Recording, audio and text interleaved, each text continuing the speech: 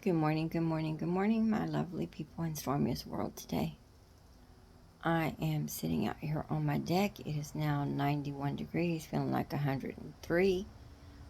But we have rainstorms coming into our area tomorrow evening through Saturday morning, which is going to start cooling off our temperatures. We're supposed to be in the upper 90s through the weekend, today and tomorrow. And I think Saturday is supposed to be 100 to 104. Then on Sunday and Monday, it's going to be like 98 degrees. And then Tuesday, we get into the mid 90s and low 90s the rest of the week. Our mornings are supposed to be starting out in the 70s, mid 70s. So we're looking at cooler temperatures, guys. I'm really looking forward to that. Today, I'm sitting here on my deck. I just took care of a client. I'm really struggling trying to get back into me and my routine after my brother died last week, and after that drive-by shooting and me hurting myself whenever I dropped on the deck.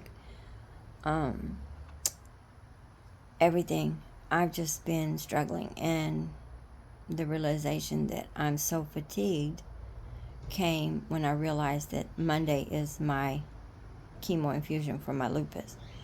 So no wonder I'm extra tired, not to mention the tired and exhaustion from losing my brother and my baby sister coming up here and going with me to take care of his funeral arrangements. And then just having to deal with some ugly attitude via comments on emails and my GoFund page and everything this week. I've really had a lot more to deal with than what I should have been, considering that my lupus treatments come every 4 weeks. So this last week of the cycle, I'm usually really running on fumes, especially the last weekend, which is coming up. So usually by today, I'm like dragging so much I can barely be out of bed and barely able to do anything. But for the last 7 months, I've really pushed myself, going to all my brother's appointments, going to take him back and forth for his radiation, for his chemo, for his doctor's appointments, and everything. His week-long stay in the hospital to remove the infected port. Then the ER visits to drain the ascites fluid off of his abdomen when he developed the peritoneal cancer in July. 3 times between July the 14th and August the 8th. The last time being August the 17th, they drained off another couple of liters, and then on that Saturday, I drained off 2.5 liters. So he had 4 different times that we drained, five times that we've drained fluid off of him. But the operation sites were leaking fluid the last week and a half of his life. So thankfully, I only had to drain it once at home. But that's the reality of things, guys. Sometimes they just don't work out the way they were supposed to.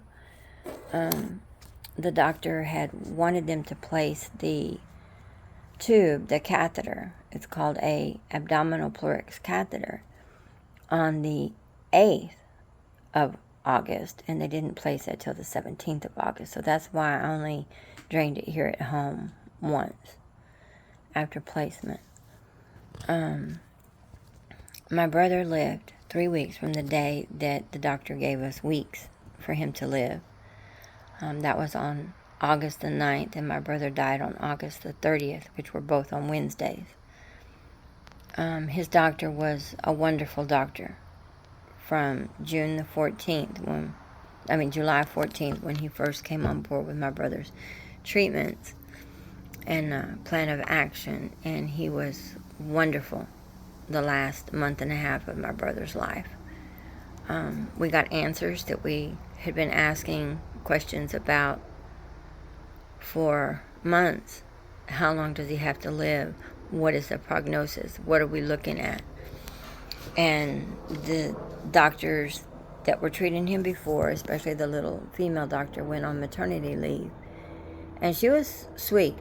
I think it hurt her heart to come to the reality that my brother was dying, even though she tried so hard to save his life. So I don't have any qualms with that nice doctor. But they could have done a little better job of giving us better answers about what stage his cancer was, what the prognosis was, especially when they realized that the tumor in his pancreas wasn't shrinking the way they had wanted it to. But it is what it is, guys. And it's left me very, very drained, very fatigued. Stress and lupus do not go good hand in hand. Usually if you're under excess stress, you end up in a lupus flare. And in my case, I have lupus, I have fibromyalgia, I have arthritis, I have chronic fatigue syndrome, and I have restless leg syndromes and neuropathy from the stroke that was caused from the lupus back in 2005. So I deal with a lot of pain, I deal with a lot of fatigue, migraines, things like that on a normal basis. But this year has been super hard on me. For the whole entire time of Buddy's 6 weeks of radiation, I was driving him back and forth into Houston, downtown Houston, every single day, Monday through Friday, having bronchitis, bronchial pneumonia. And I didn't realize that I had developed pneumonia. And then 2 days after his last treatment, I went in to see my rheumatologist, and he jumped all over me for taking my treatments with my having walking pneumonia. And he said, that could have killed you. You know that, right? And I'm like, I didn't realize I had pneumonia. I've been to the ER 3 times during this 6 weeks, and nobody told me I had pneumonia. They just told me I had bronchitis. So that's what it is. You know, you do the things that you need to do when you have to do them, but then sometimes later on you just pay for it. I have had a big struggle this year because not only have I been doing with all of this other stuff and all this other stress, but then the AC in my office decided to completely go out this year.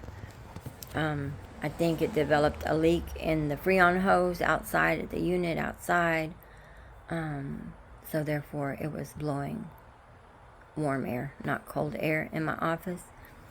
And if anybody knows anything about lupus and heat do not mix. So I've had more than my fair share of things that my lupus and my lupus treatments have been battling against to keep me healthier. But with that said, do I regret anything I've done in the last 7 months? No, I don't. I fought for my brother to give him as much life as I could when he asked me to come to him. He reached out to me in January. He told me he was getting scared, that he felt very alone. We had been talking on the phone, and I had been keeping up with his weight loss, or so I thought. He kept telling me, oh yeah, I've only lost a couple of pounds. When in all reality, he had already lost 150 pounds and was lying to me about it. When I saw him that day, when I went to pick him up after his treatment, because I had an appointment that morning, so I couldn't go with him that morning, but I met him at his hospital to pick him up after his treatment. And when I got there and I saw my brother, I broke down in tears. That's when my brother weighed 130 pounds, guys. Fully dressed. And that's the weight that we maintained almost up until the last month and a half of his life. And then the last month and a half of his life, it was like 120 something. And then it dropped down to 100. And then it dropped down to the 90s. I'm pretty sure when they picked my brother up last Wednesday night. He only weighed about 80-something pounds. He was skin and bones. He had went from being a 5'10" man to a 5'7" man.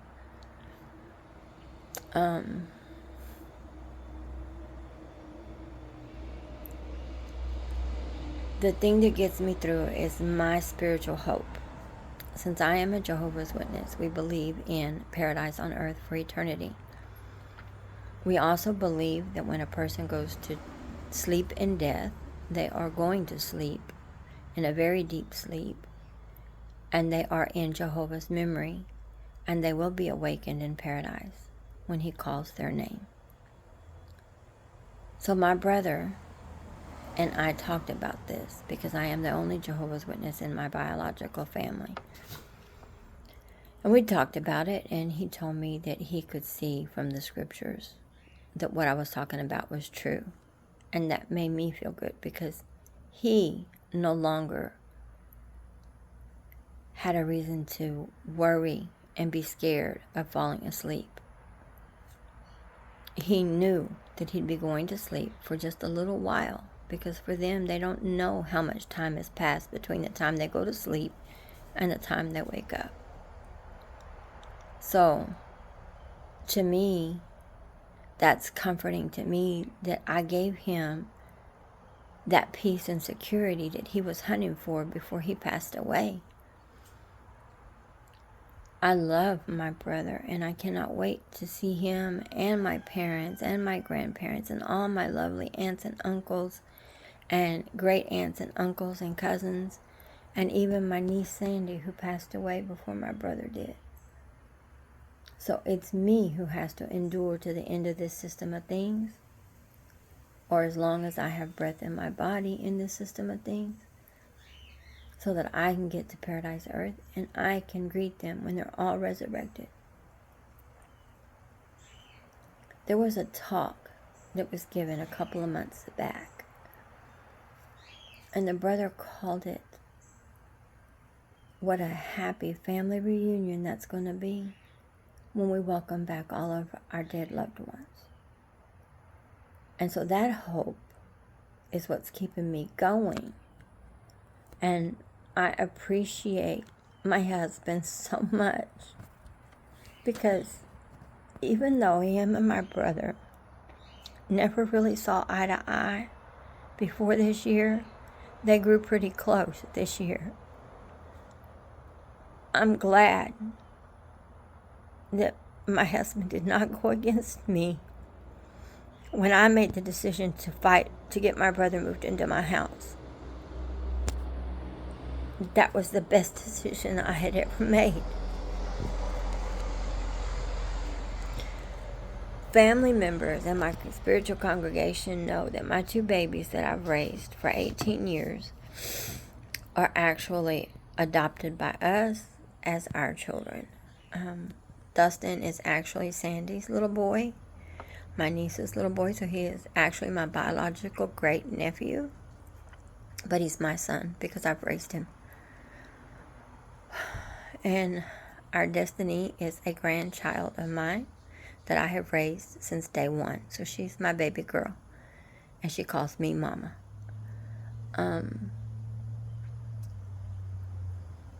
They didn't really know my brother before he started coming around after September of 2021. We started spending more time with him. We'd go pick him up and take him to places in Houston because he wasn't familiar with Houston. And he had appointments that he had to get to. So we'd go pick him up and we'd make sure he got to his appointments on time. We'd take him out to eat, spend the day with him, and then take him back when he had to be taken back.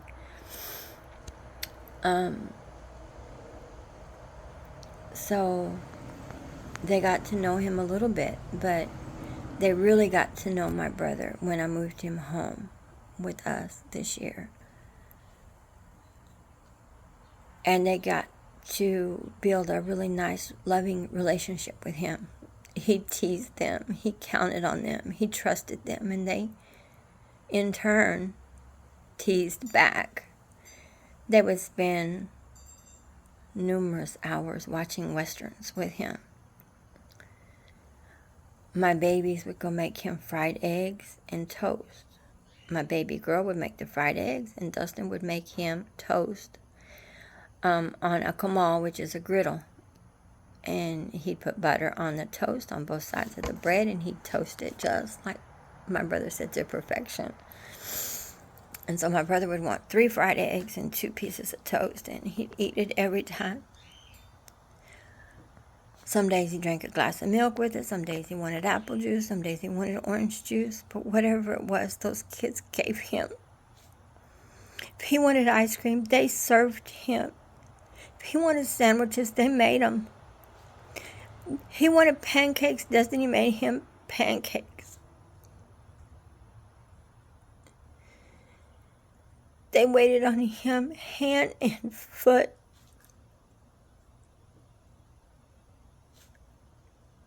And I know that I could not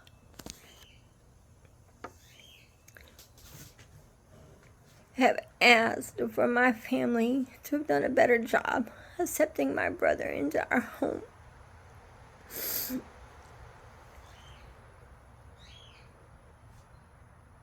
Than what they've done.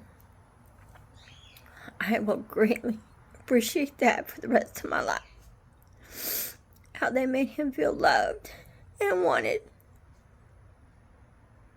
the last 5 months of his life.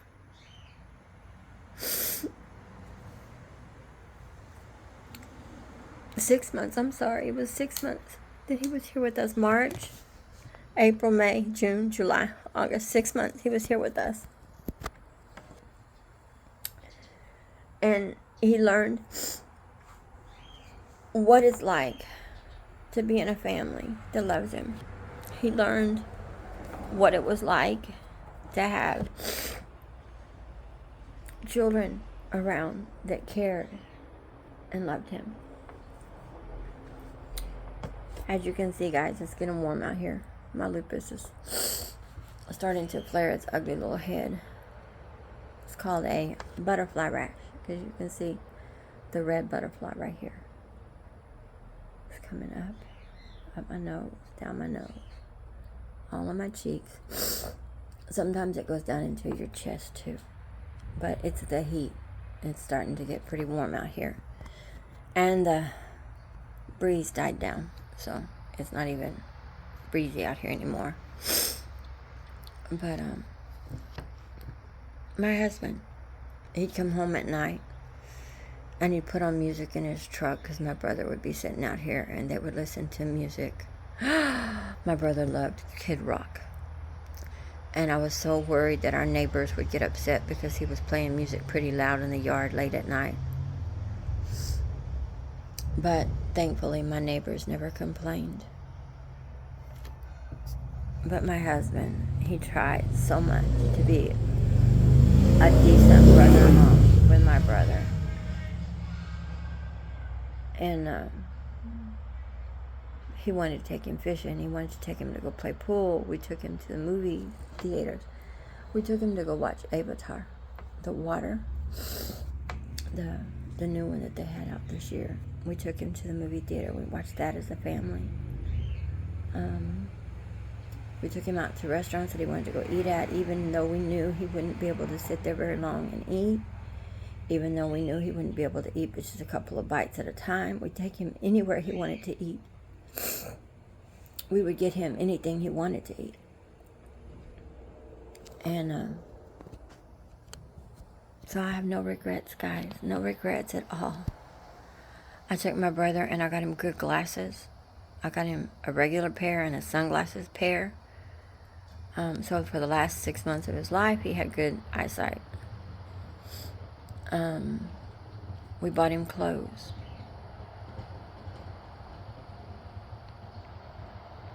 I bought him sandals. But that turkey preferred to go around barefooted. Unless he was going to the doctor. If he was going to the doctor, he put on his tennis shoes. The last 3 months, he didn't go with me to the store like he had the first 3 months. He would get up and go with me to the store or someplace. But the last 3 months, he would only go back and forth to the doctor's appointments. So that was pretty much our life back then. And now it's like this week, I had a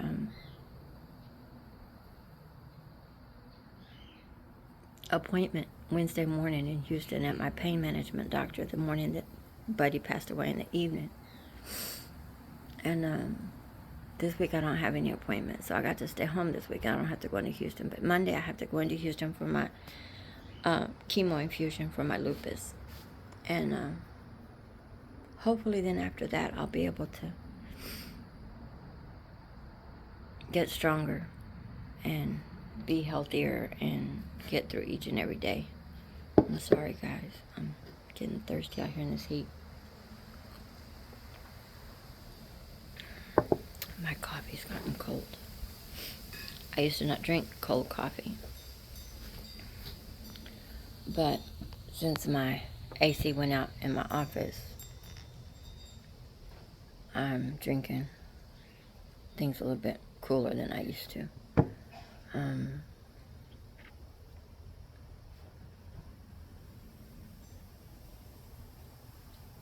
I don't think I could do the iced coffee, but at least I can do lukewarm coffee, not like before.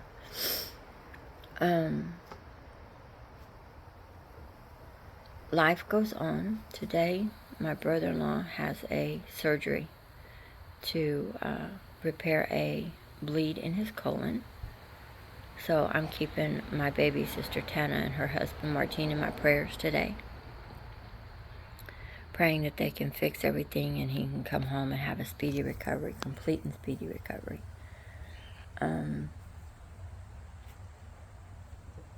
My prayers are still with my mother-in-law because she's grieving the loss of her sister on July 31st.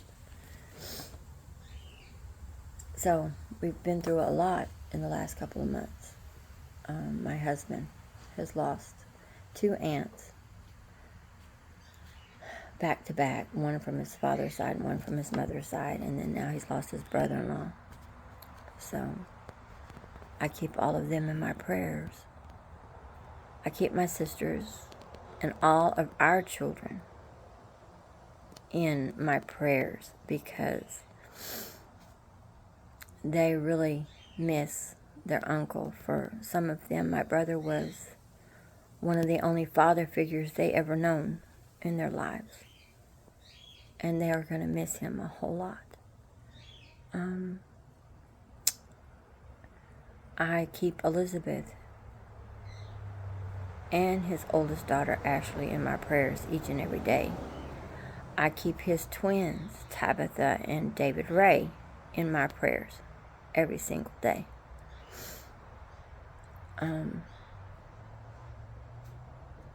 The 4 of them have to keep going and living their lives without their dad. It's been hard life for all of them. But I'm praying that from this point forward they can all start new and move forward with their lives and make it a better one. I do know that Dustin is grateful for the time that he had with his biological grandfather, who he still, till the day he passed away, called him Uncle Buddy.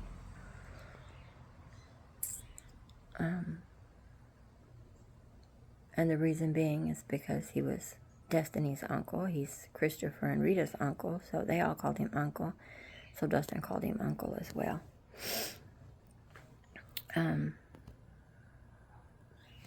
It's been a long year this year. And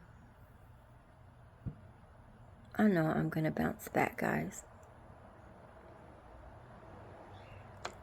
And I appreciate my clients who have patiently waited for me to get through this last couple of months. I have 6 weeks to finish their income taxes, so I'm going to get busy doing that this week, one at a time, so that I can not overdo it this week. But then next week, I'm going to try to get everything done that I need to get done over the next 2 weeks and get them done. So I'm not going to keep you guys much longer. I just wanted to get on here and tell everybody thank you for your loving thoughts. Thank you for your prayers. Thank you for your comments, your likes, your subscriptions, because I'm up to 60 subscribers now on my YouTube channel.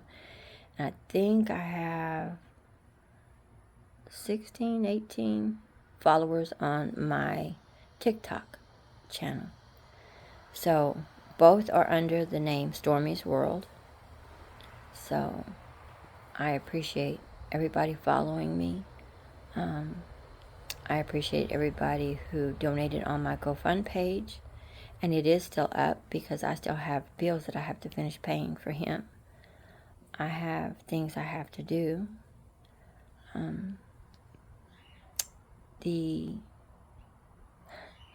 He told me the extreme amount of miles I put on that car this year, taking him back and forth to all of his appointments. Going into Houston when I shouldn't have had to go into Houston to pick him up, drive him around all day, then take him back, drop him off, and then come back home. All the times that I took him for his appointment from one hospital to the other, and then brought him back home, and then had to go back into downtown Houston for my appointments in the afternoons. He said that he owed me a set of tires, an alignment, and an oil change. He wanted me to fix my AC in my office.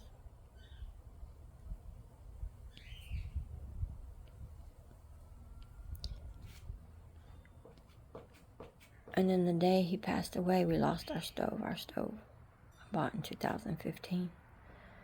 And it decided to go kaplunk on me the day he passed away, just minutes before he passed away.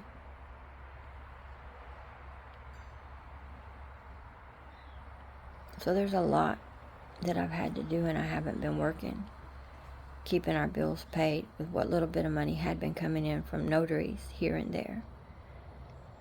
So I thank all my loyal customers, my clients. I thank all of them so much because they've been patient through a very hard time in my life, and I can't tell them 1,000 times over how much I appreciate their patience, because some of them might not understand, but I really do appreciate it, and I appreciate everybody. So I will try to make another video about something besides my journey with my brother and everything we've been through today or tomorrow. For right now, I'm fixing to go back inside the house because, as you can see, the red is really starting to increase, so that means I'm getting overheated and my lupus isn't liking it. So I'm going to go back in where the AC is on and cool off a little bit and study for our meeting that we have tonight. And hopefully over the next couple of days I can continue to get stronger and continue to do a little bit more each day of my regular routine from before. Once again, guys, I thank you, and I'll see you again soon. I'm going to try to turn this camera around so that you guys can see this. See the sun out there, guys? Isn't it nice? The sun, the very, very little breeze that we have. You can see it in the weeping willow. It's just a little bit of breeze, not very much at all. And you can hear the locusts. You can hear my cockatiels in the back.